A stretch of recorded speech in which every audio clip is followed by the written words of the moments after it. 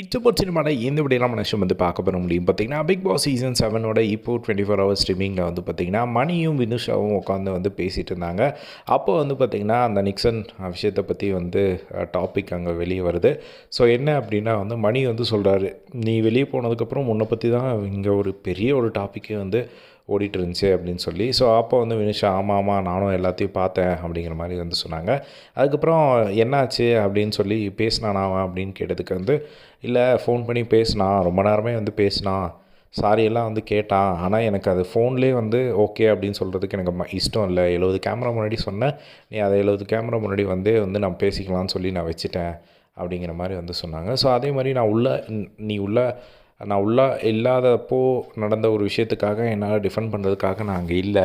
So அதனால் நான் உள்ளே நடந்த விஷயத்துக்கு உள்ளே வந்து நான் ஆன்சர் பண்ணிக்கிறேன் அப்படிங்கிற மாதிரி நான் சொல்லிட்டேன் அப்படிங்கிற மாதிரி வந்து சொன்னாங்க. அதே மாதிரி மணி உடனே வந்துட்டு அவன் உள்ளே வருவானான்னு தெரியலையே, உள்ளே விடுவாங்களான்னு தெரியலையே அப்படிங்கிற மாதிரி சொன்னாங்க. இல்லை வருவான், ஐ ஹோப் அவன் வருவான்னு நான் நினைக்கிறேன் அப்படிங்கிற மாதிரி வந்து சொன்னாங்க.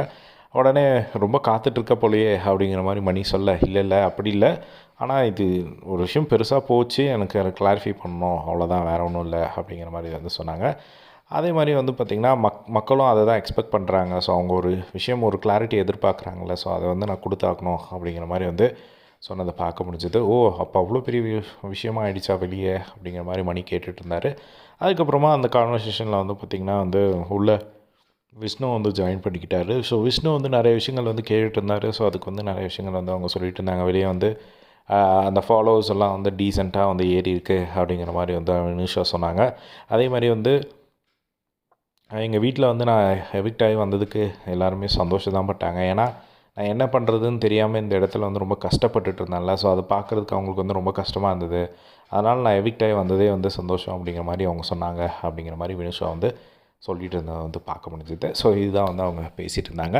ஸோ இதே மாதிரி எல்லாம் பிக் பாஸ் லைவ் அப்டேட்ஸும் தெரிஞ்சுக்க நம்மளோட சேனலை சப்ஸ்கிரைப் பண்ணி சப்போர்ட் பண்ணுங்கள். தேங்க்ஸ் ஃபார் வாட்சிங். எஸ், பாய்.